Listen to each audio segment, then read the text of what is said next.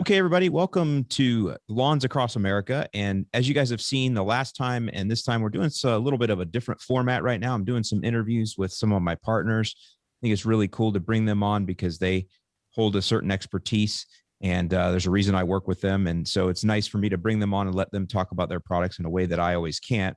And especially today, I've got the folks from Jonathan Green on. You guys have seen we started working with them last year. And when I got the opportunity to work with them, I was really excited because mostly, at least for me and from where I have come from, I knew them for their grass seed, and everybody knows the Black Beauty name. And I was like, man, this would be so awesome for me to be able to offer this to my folks. The thing I like about Jonathan Green is they're a family-owned business. You know, they're not somebody that's just in every big box store everywhere. They kind of are niche like we are as Yard Mastery. And so they really fit along with what we do, why we do it.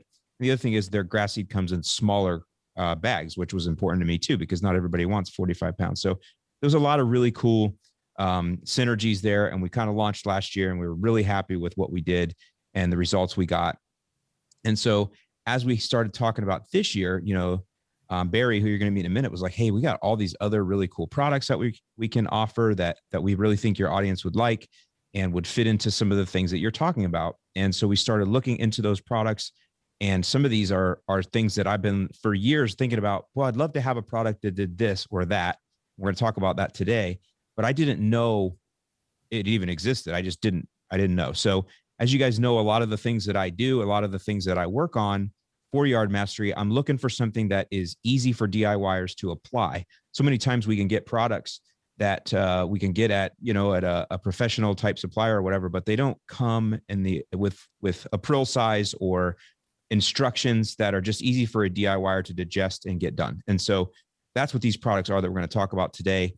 And these are soil-based products that we're going to talk about. So I was really happy to be able to invite them on and their team. And so before we get going today, I'm going to let them each introduce themselves. And we'll start with Barry Green. Barry Green, you're a family, and you are the president of Jonathan Green. So why don't you go ahead and tell us a little bit about yourself? And again, since you're part of the family there, family-owned business, tell us a little bit about the Jonathan Green Company at the same time. Well, I'll be happy to do that, Alan. And I want to thank you very much for having me. We're big believers in DIYers too, and of course, family businesses. And I've enjoyed our relationship very much, and enjoyed being part of your business and helping your business. And I've enjoyed your videos. I've seen quite a few of them. So, but yes, we are a family business. We've been at this for 6 generations, which I guess is a lot by any yardstick. My great-great-grandfather was Jonathan Green. He lived in England in a time that we now call the Industrial Revolution. His connection to grass was that he was a lawn bowler. This was men joined bowling clubs back then, and we call it bowling on the green. They still do it in the United States, but he was quite good at it. And but back then, bowling on the grass was basically like bowling in a pasture. And as a student of the game, he wanted a better surface.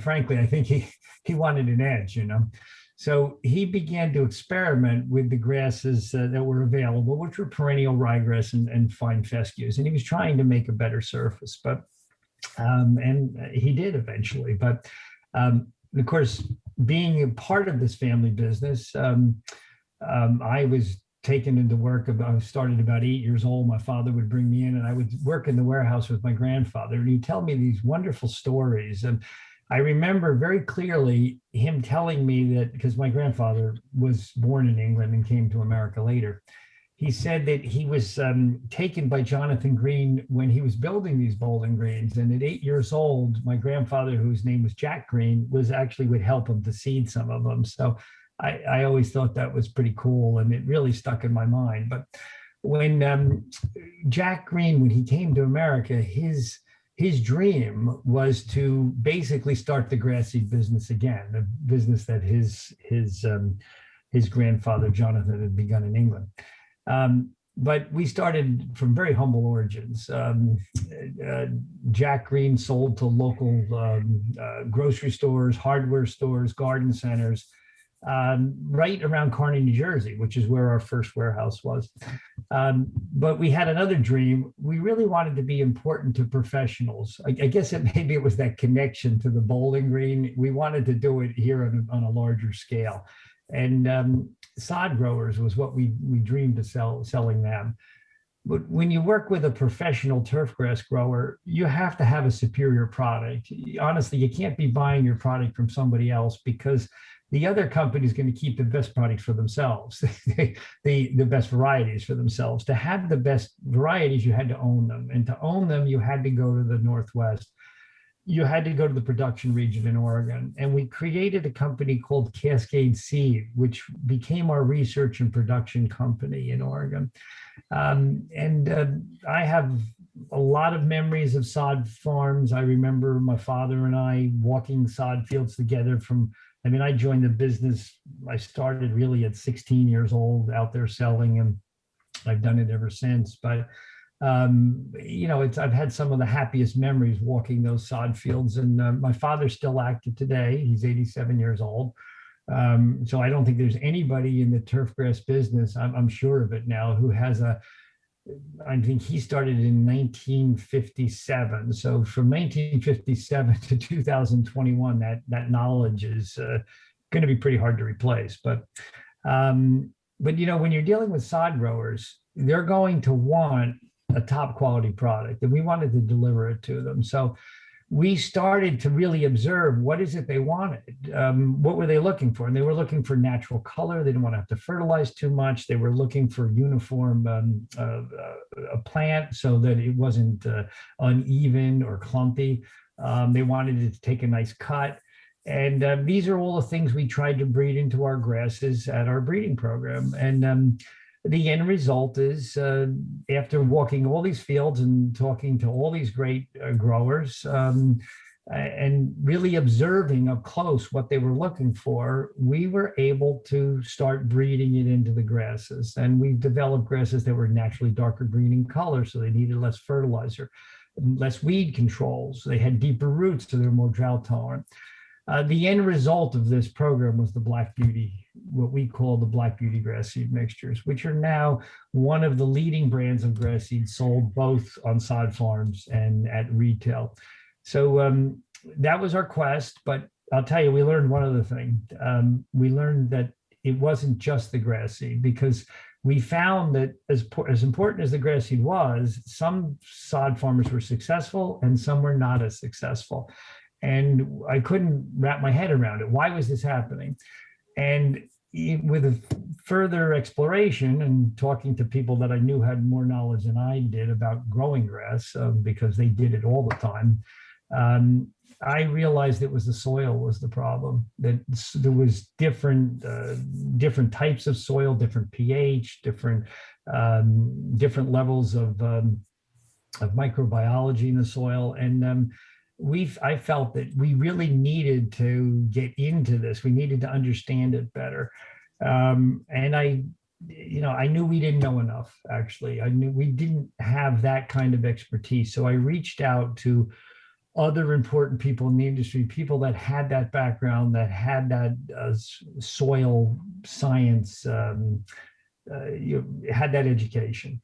And I asked them for help, and we have two of them on the call today, in Peter and Christine, and they really have given us or pointed us in the right direction to create the 4 soil food products that we have here now, which I think are really going to be important in providing people with a great lawn, because now we're not only going to deal with the grass itself, but we're going to deal with the foundation of the grass, which is the soil. And we pretty much come to this conclusion that if you have healthy soil and you plant genetically superior grass seed varieties like Black Beauty in that soil, you're going to have a better lawn. It's pretty hard not to. So that's my story.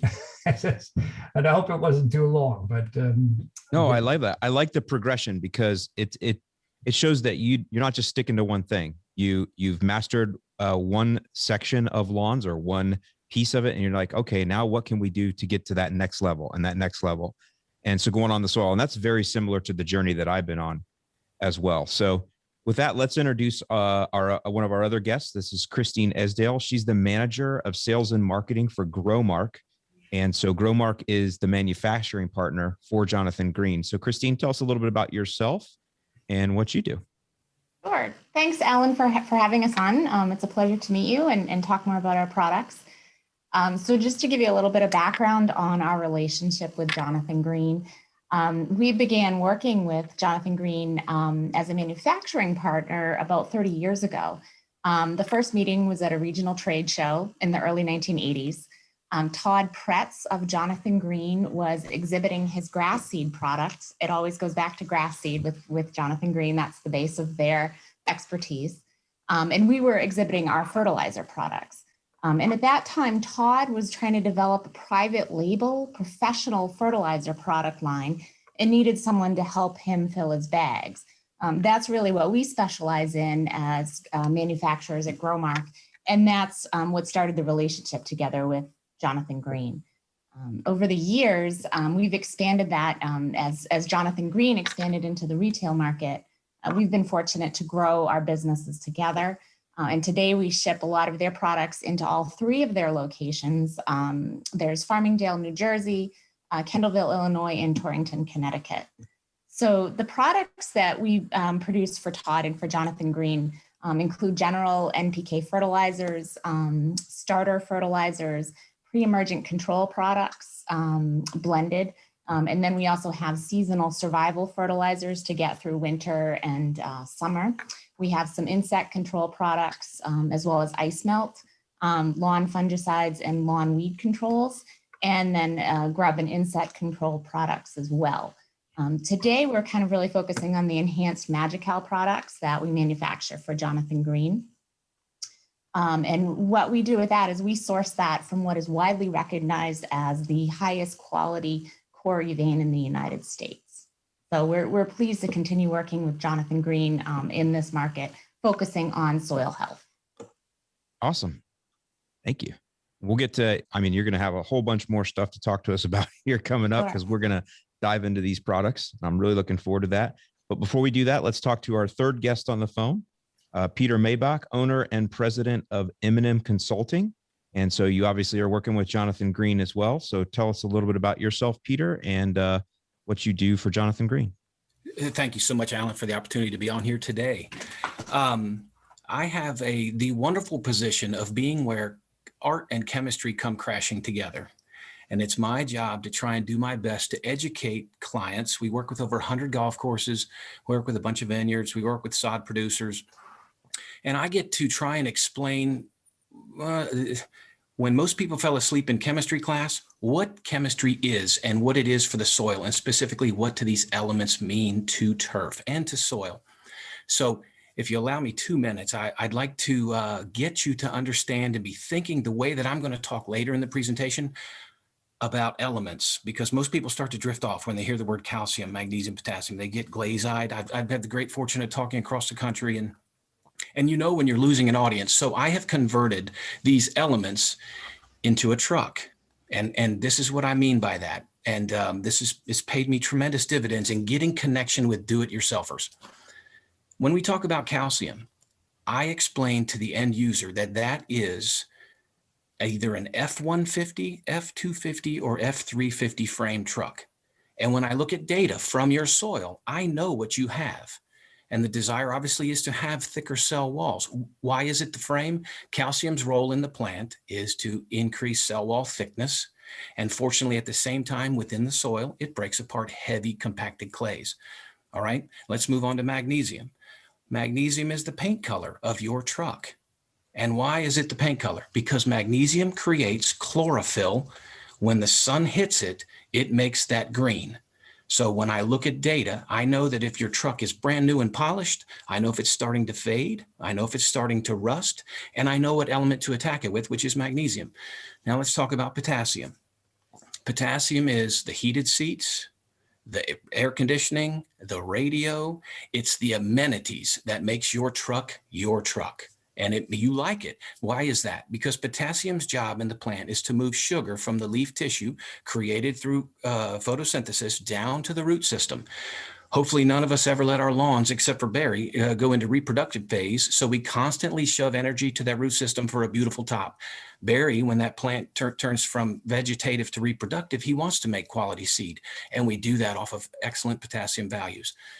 Now let's talk about phosphorus. Phosphorus is the transmission in the truck as the ATP cycle within the plant. It connects the engine to the drivetrain and makes our system move. Nitrogen is the size of the fuel tank. How big did we get it? Did we get a 20-gallon, 24-gallon, 36-gallon tank?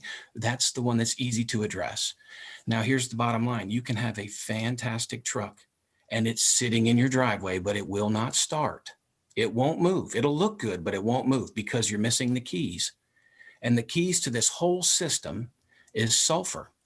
And sulfur is the chief enzyme driver within all plant photosynthesis and protein development. And we are losing naturally deposited sulfur from the loss of coal-fired power plants, 100% leachable. So I see a lot of data points where we have a beautiful truck and we've lost our keys.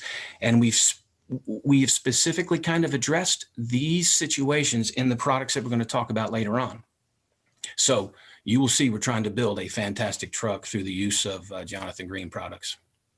I love that. I'm going to have to steal that analogy. I'm going to have I love analogies because they open windows of understanding, right? Gets people to look at, and that was, it's going to take me a while to process all of that, but I'm sure that I'm going to get more out of it as we move on.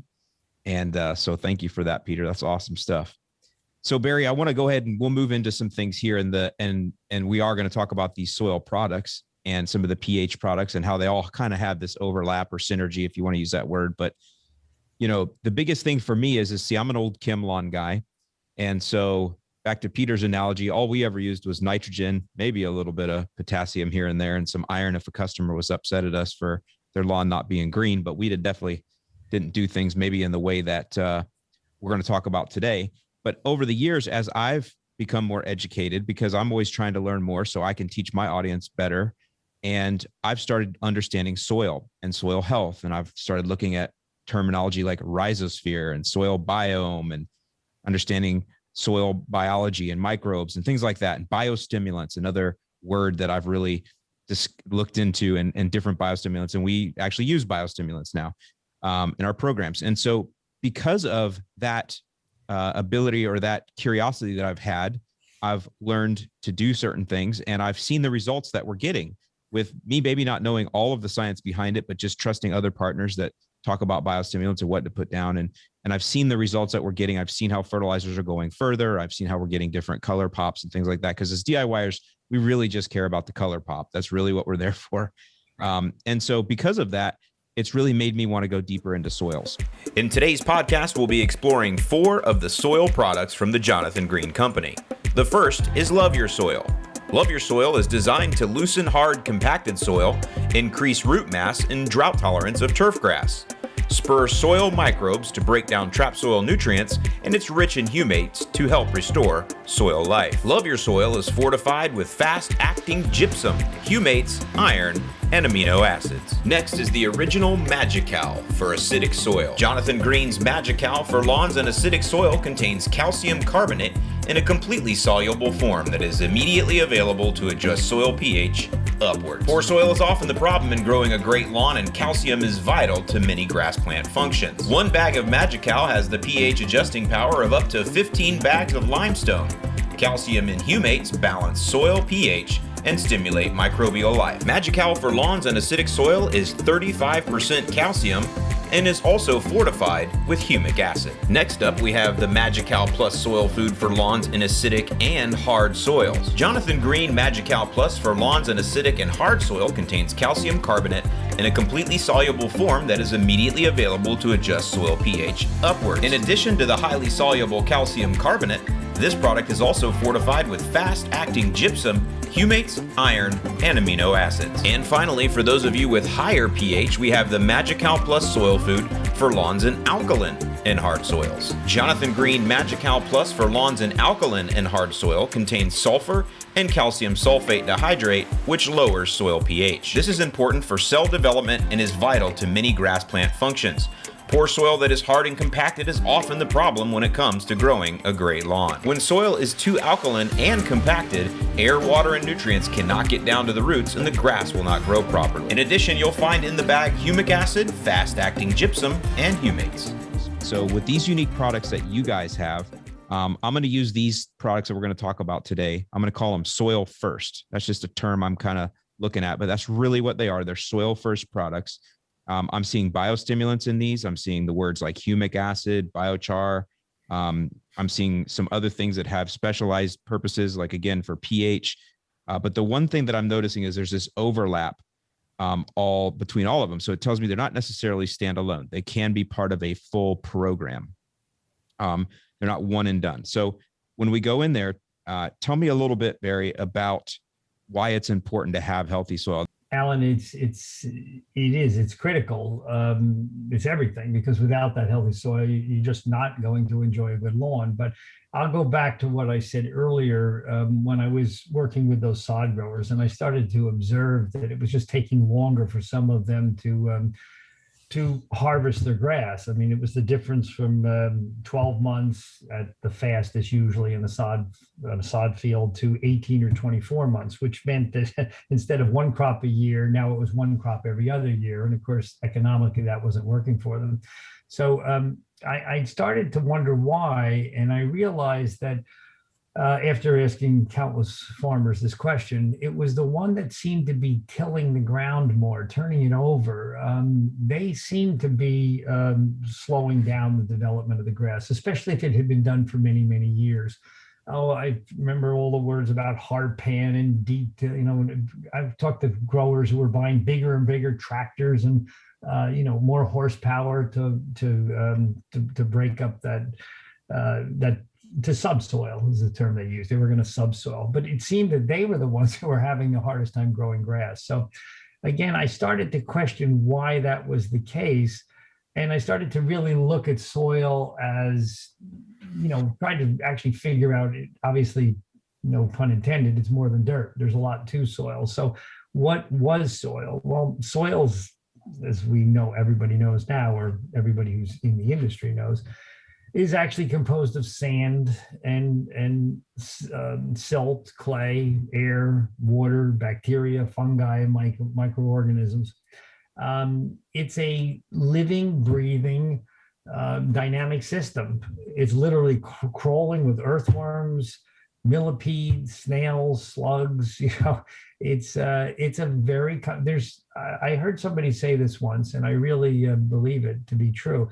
They probably know more about the distant universe, the stars in the heavens, than we understand about the universe that is right below our feet, and particularly the top 12 inches of it, because that's where most of the life is in the surface of the soil, just as it is in the ocean. Where's the life in the ocean? It's along the coast in the shallow waters, not deep out in the middle of the Atlantic. You're not going to find a lot of life there. So the same is true with the soil. But what's doing the heavy lifting in this process? It's the bacteria, the fungi, and the microorganisms. It's those that break down the minerals and the organic matter in the soil, making them available to the grass plant roots, which the plants then absorb through what the term we use today is the soil water solution.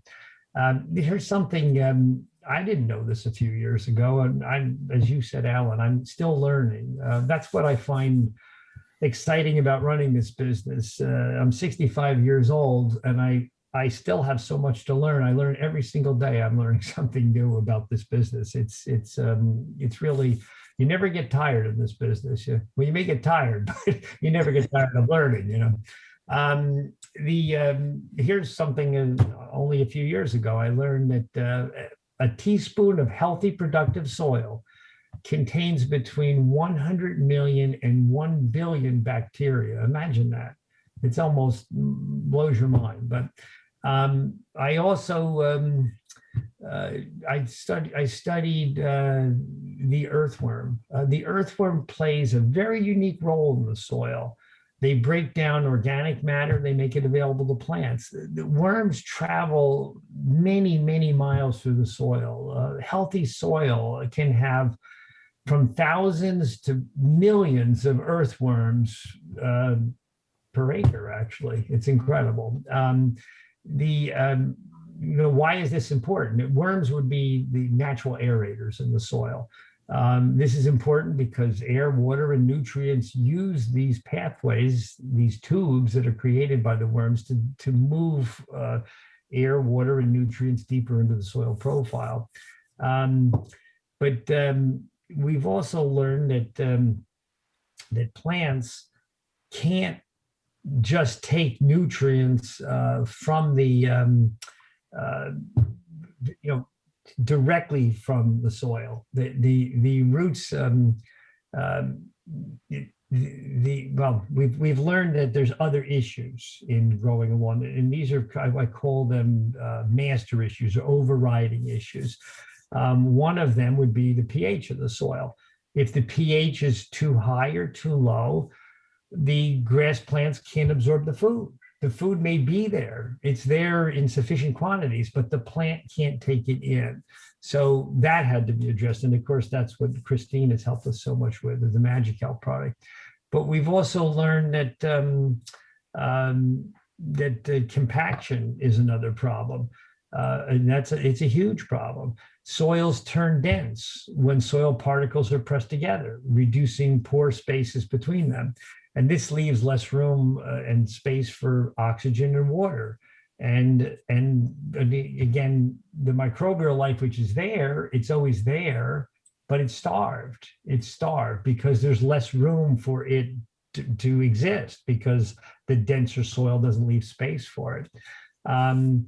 So it's the real, to get down to brass tacks here, what we've done is we looked at each of these issues and we've tried to develop a product that addresses the specific issue. Now, the Magical addresses the pH primarily. That was its function. The Love Your Soil, it addresses soil life, soil biology.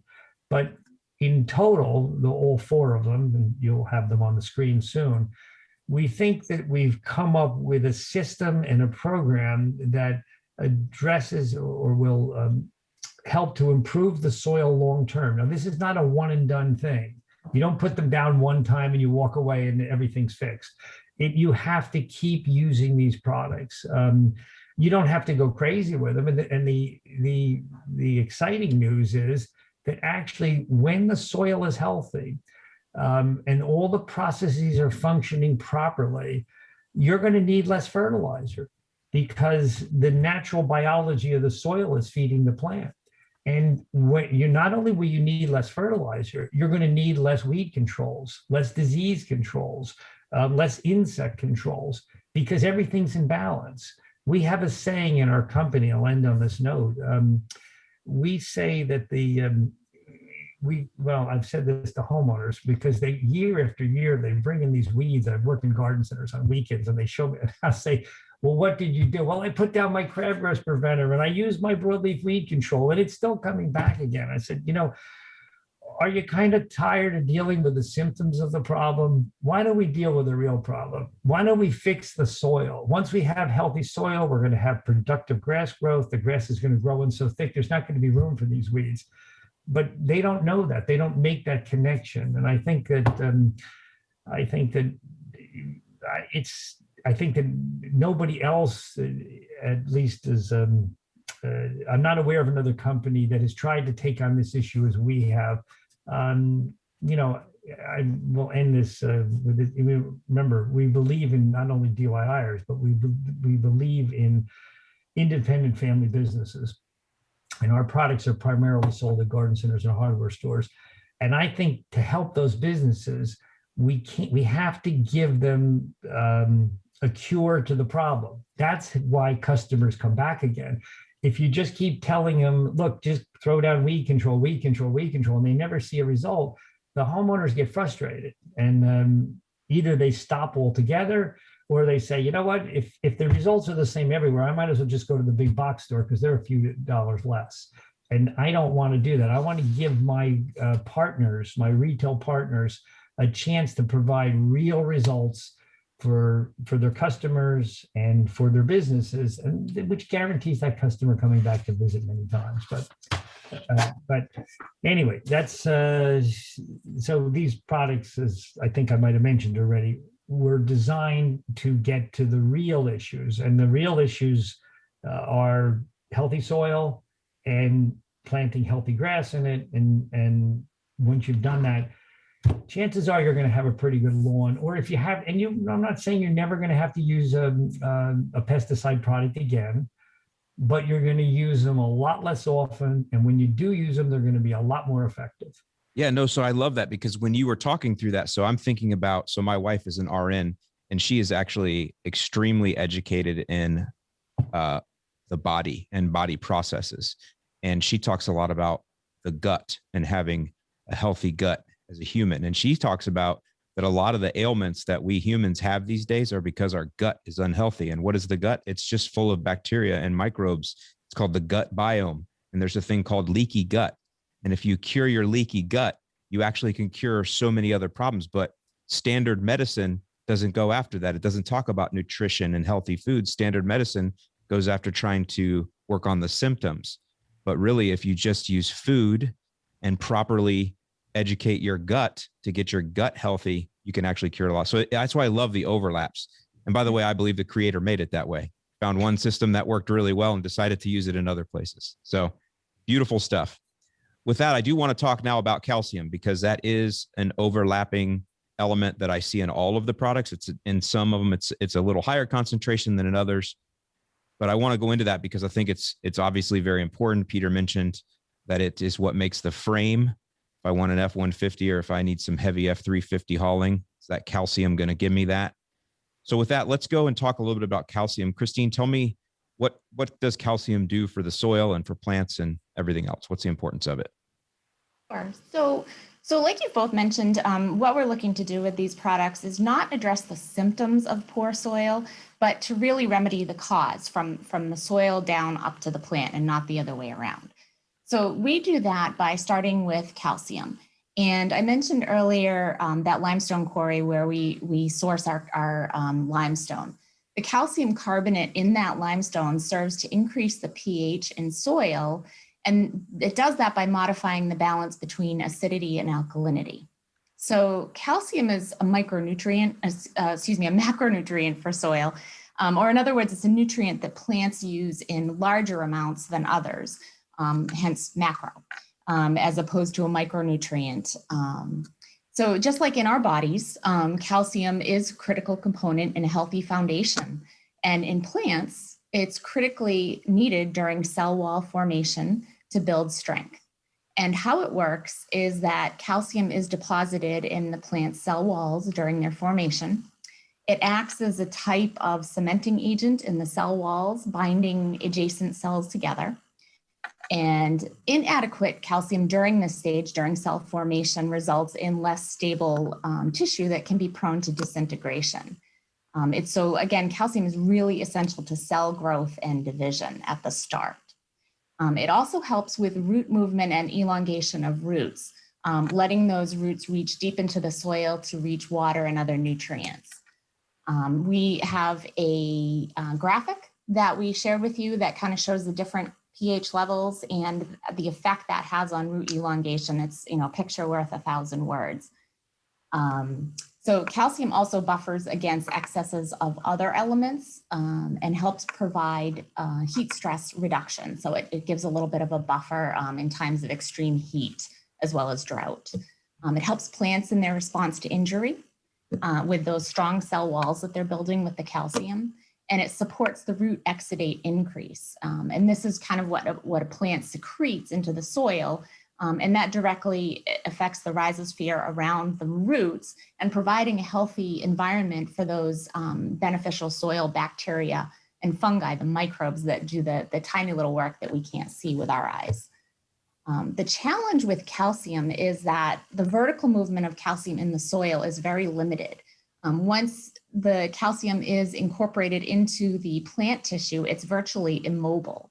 So a constant supply is necessary for continued growth to get that benefit from the calcium. And since it's so critical at the start and during cell division, applications and continued applications are very important to a plant's success. And then also there's an increased demand for calcium when phosphorus is being applied to the soil, which is a common ingredient in fertilizer. So that becomes an insoluble bind of calcium and phosphorus together. And then the calcium is not available to the plant. So another application of the calcium is helpful, especially in combination with a fertilizer application. So the Jonathan Green suite of products provide the calcium to the soil in the form of that calcium carbonate, which is the key ingredient from the limestone. I hope that helps answer the question. Yes, for sure. And that's why we're going to dig in a little bit deeper now and talk about each of the products, because again, they all do have that calcium. I don't want to say as the underpinning, but it's definitely there in every one. So let's talk about the general soil product first, because the other ones are more aimed at pH. So we're going to talk about Love Your Soil, and I'll put a picture up on the screen, and I'll also put the label up because I'm big on reading labels. I like to see what's there. I like to read all of the marketing materials on a bag. I like to read all of the things that tell you how to use it and what it does, but I really like to get down to the guaranteed analysis, because that's where I'm going to see some keywords that if I don't understand them, I'm going to go and research, and that's what a lot of folks in my audience do too. So I see that on the Love Your Soil, we have 21% calcium, 3.8% sulfur. That was mentioned already. So I want to get into that. And then 1% iron. As a DIYer, I like iron because it turns lawns blue, but I know that there are other uses for it. But good to see that. But I also see some words that I would call biostimulant words. I see the word humate and I see the word molasses. I love molasses. So I'm seeing those, but I'm sure I'm probably missing a couple other things that are here. Maybe a couple words that we want to go into that I don't even know what they mean. So with that, Peter, talk to us about the Love Your Soil and what's in it and how they all these elements work together. Sure. Just to circle back really quickly about the importance of calcium, I have the great opportunity to be a member of the Amplify organization, which is under the Brookside Laboratories moniker, located in New Bremen, Ohio. And it was under the tutelage of Dr. Albrecht and his theory of soil that it was determined that you need to have in a soil parking diner arena, 68 of those parking spots should be full of calcium. 15% approximately should be full of magnesium, and depending on the crop, 3 to 5% of those diner parking spots should be full of potassium. If you have that ratio around your diner or around your root hair, you're going to create and maximize turf for production. You're going to maximize vineyard production. There's only a couple things that don't work at that ratio of 68, 15, and let's just say 4. So when it comes to looking at the label, when you see 21%, we are directly attacking our truck frame. We're directly trying to increase the turgidity, the stiffness of what we're doing. And with a little bit of sulfur in there, we've located our keys that we've been missing for about a week. We found our truck key to start that. All right. Now, when it comes to the humate additive and then the molasses additive, our sole responsibility as turf managers, turf producers, or actually just growing food to feed 13 billion people, our sole job is to make sure that our what you call the rhizosphere right up top is in the best shape possible to give us what we need as far as either food, fuel, or fiber. Those are the 3 most important things we do. And if that top 6 to 10 inches is incorrect, we're not going to maximize production. So how do we feed the microbes? Microbes are down there and they're waiting to do one thing, and that is consume carbon and release nitrogen. It's the carbon to nitrogen cycle. Things help them along to do that. And one is short chain sugars. All right. And that's what molasses. So we're going to quickly talk about molasses. When you throw down a short chain sugar, you spike that microbial population. It's like, hey, look, there is a block party down the street and let's go. But by the time that all the neighbors get to the block party, all the food is gone because it was a short chain sugar. and they have massed and ramped up in numbers like crazy. So when they get there, there's no food, no drink, nothing. What are they left to eat? They have to eat thatch. That's their job. Their job is to consume. They got fooled on the party walk, but now they're going to eat thatch. And that's the C to N cycling. All right. Now let's talk about the humate. It's another carbon source because there's a whole chemistry portion dedicated to carbon. And it's a difficult class. Everybody probably here took it. But that element is why we're here. It's who we are, and it's what turf, and it's what everything that we consume is pretty much carbon. So when you throw down a carbon, you're trying to spur on a little more microbial activity and give them a home. In this case, we're giving them a home to come in and ramp up production. So short chain sugar molasses increases populations. Humates increase and give them a home to kind of hang out and consume a little bit. But the ultimate goal is to increase carbon and nitrogen cycling. And that's what the portions of that Love Your Soil does. Gives us a truck frame, gives us the keys, ramps up microbial populations, and gives them a home. So how often, and I'm not sure who wants to answer this one, but so how often would I want to throw down Love Your Soil? Is it spring and fall? Is it every 4 weeks, twice a year? What's a good, application frequency on that product using labeled rates? So for sure, if you twice a year, in my opinion, and it's varying by the type of soil you're standing on. If you're standing on a soil on the beachfront, oceanfront area, it's constantly running away from you through leaching. It's very difficult to hold on to calcium. It's not as soluble as sulfur, but you're constantly fighting an uphill battle. When you come inland a little bit and you have, and specifically, Alan, I'm talking Mississippi River east. Okay, it's very important to delineate that, because one thing on the truck we didn't get a chance to talk about is hydrogen. And hydrogen on the soil colloid is rust for that truck. So we don't want rust. And east of the Mississippi, we tend to rust, all right, because of leaching and things disappear from us. So twice a year, and you're going to maintain your calcium levels. You're going to maintain your key level, because 3 things are 100% water soluble: potassium, sulfur, and nitrate.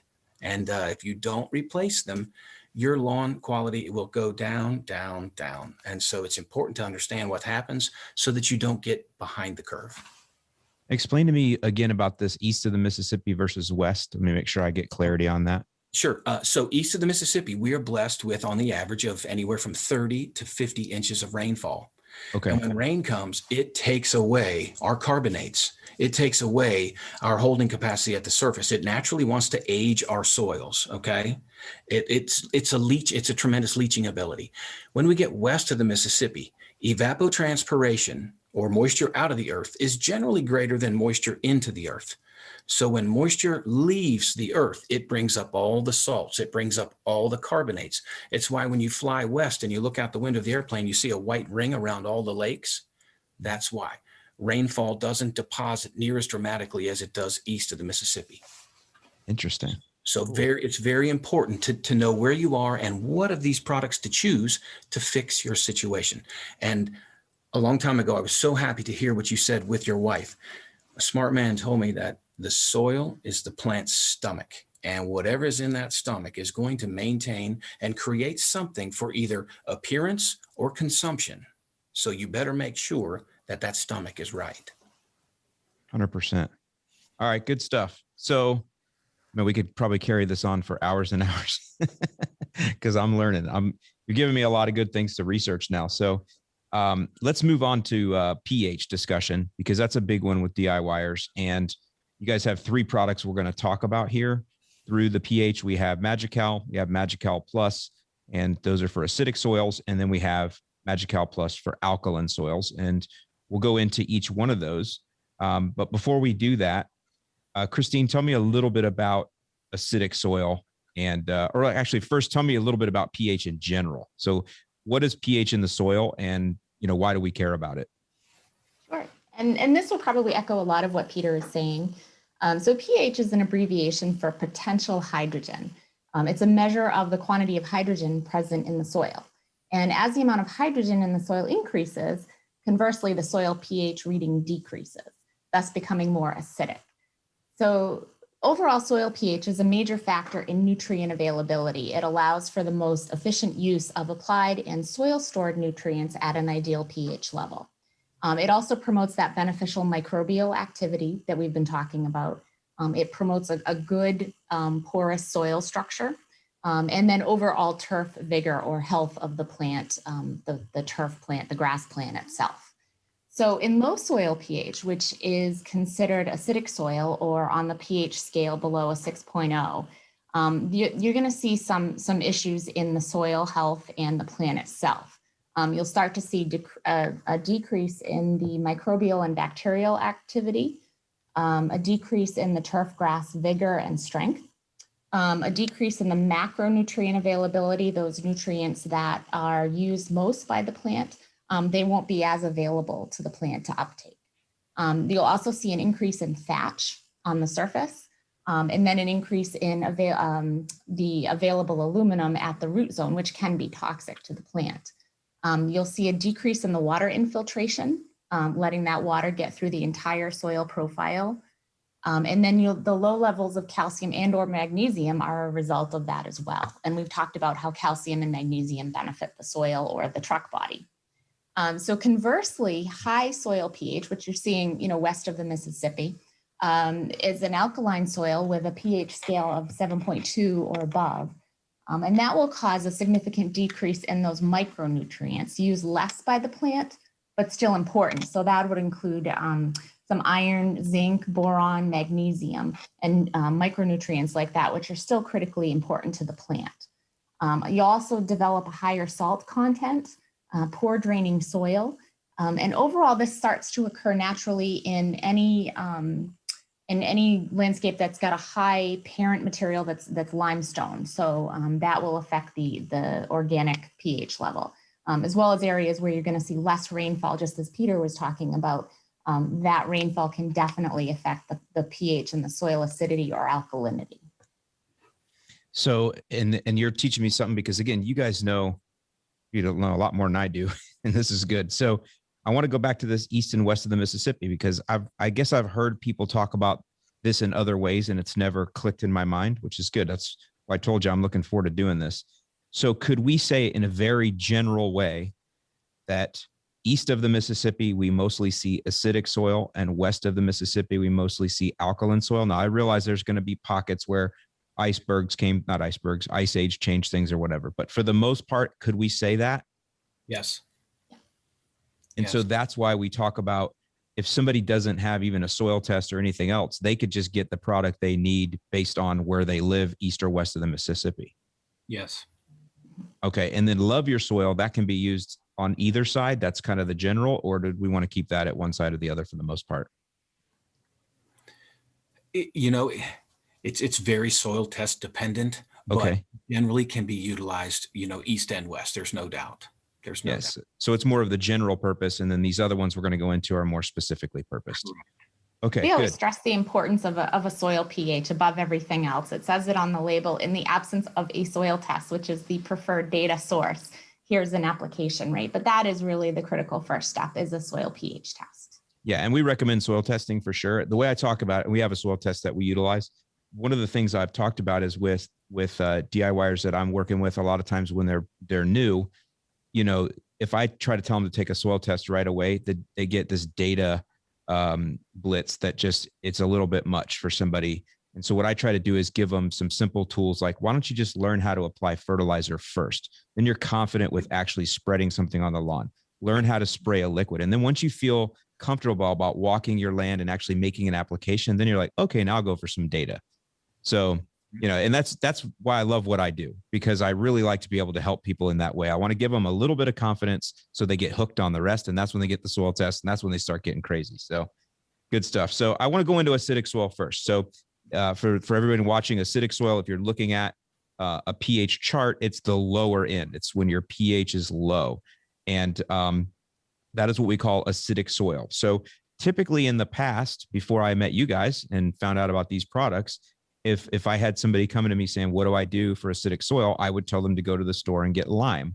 Now that can mean a lot of different things. If they get the wrong one, it might need to wear a breather. There can be a lot of dust. Even if they're getting pelletized lime, some pellets can be a 1/2 inch and some can be 1/8 of an inch.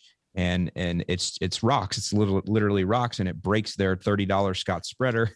So it's been a challenge. And plus, not everybody has a truck that they can carry 700 pounds of lime in it, because that's where the recommendations will often come in is, well, you need 100 pounds per thousand. We're not doing all that now. They got to do that. So they're applying 10 pounds per thousand for 10 weeks in a row. It becomes a challenge. So that's why these products are exciting to me. But before we go into them, just real quick, Christine, tell me, what would lime do for pH? If we're just talking about general recommendation, which again, I don't want anybody to think I'm against using lime. I'm not.